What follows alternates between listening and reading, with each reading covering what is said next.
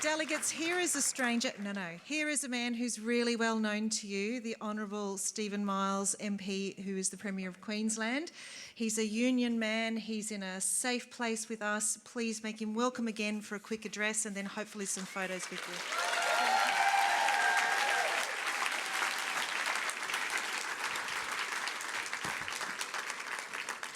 you. Well, good afternoon, everyone. I can't tell you how stoked I am to be back at the QNMU conference. I think deep down I really just miss being the health minister, and as much as I love being the premier, being the health minister was a pretty great gig, and I loved working with all of you and so many of your colleagues.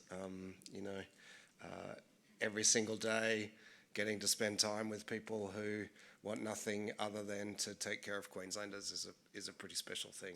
And I guess I wanted to say that in me as Premier, you have someone who carries with them that love of the health system, love of our nurses and midwives, and love of the work and service and your dedication. And I will always back you, and we have been backing you. But I know you had Shannon here this morning. The recent health budget we increased by 11%. I know every year we talk about a record increase to the health budget, but 11% really is very, very big. And there's nothing certain about doing things like that. That is a choice to put a lot more money into health and to not do other things that we would do with that money. And it's a real choice. It's not one that you can be certain will always be taken. We're backing you with new health facilities, and again, the health capital program. There's a lot of pressure on us to cut back on our health big build, but we won't. We're going to keep building the 3 new hospitals, the hospital expansions right across the state. We're backing you with expanded scope of practice. We want you to be able to work to your full potential and make the full contribution that you can and that I know you want to make. We're backing you with the best EBA in the country, and I had a...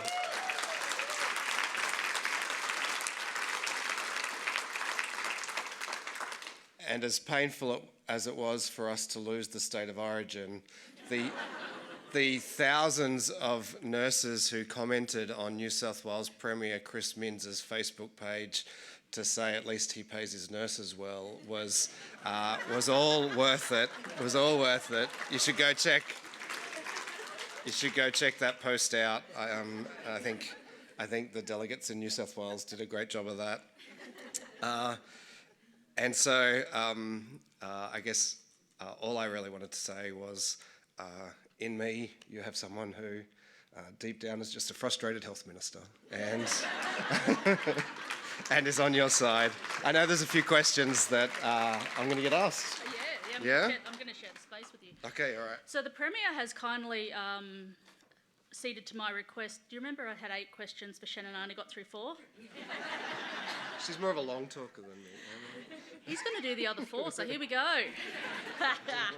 All right. Do you support removing structural barriers that prevent nurses and midwives from working to their full scope of practice, including to prescribe and administer medications like MS two-step? Yes. Do you want me to say more? Yes, and always have, always will. And, Shannon and I announced our next 2 nurse-led walk-in clinics today, one in Mount Gravatt and one in Gympie, to build on the one in the city and the one in Gladstone. You wouldn't be doing things like that if you didn't believe that nurses could run health services.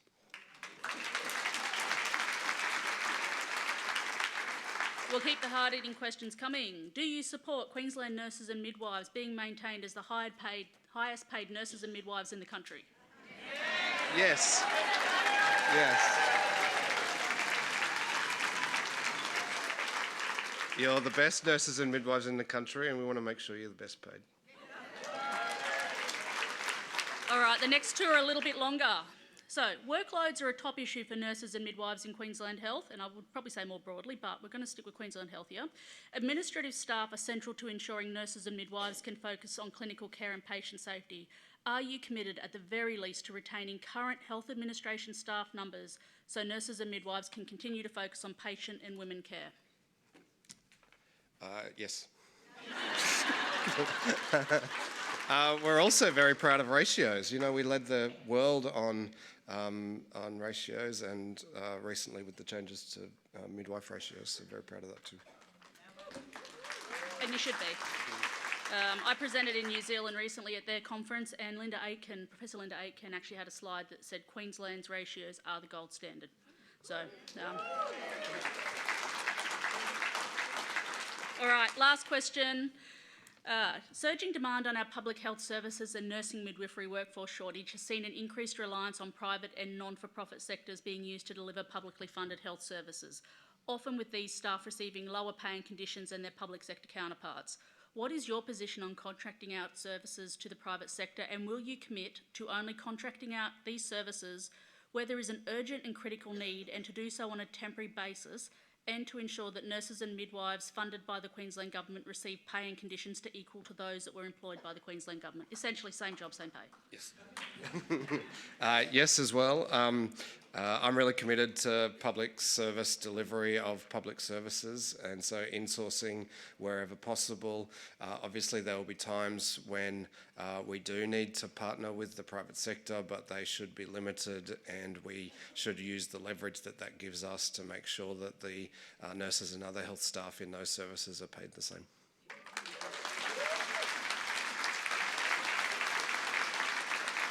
Please join me in thanking Premier Miles. We're going to head to a break. We're up for photos. Please enjoy your time, and thank you.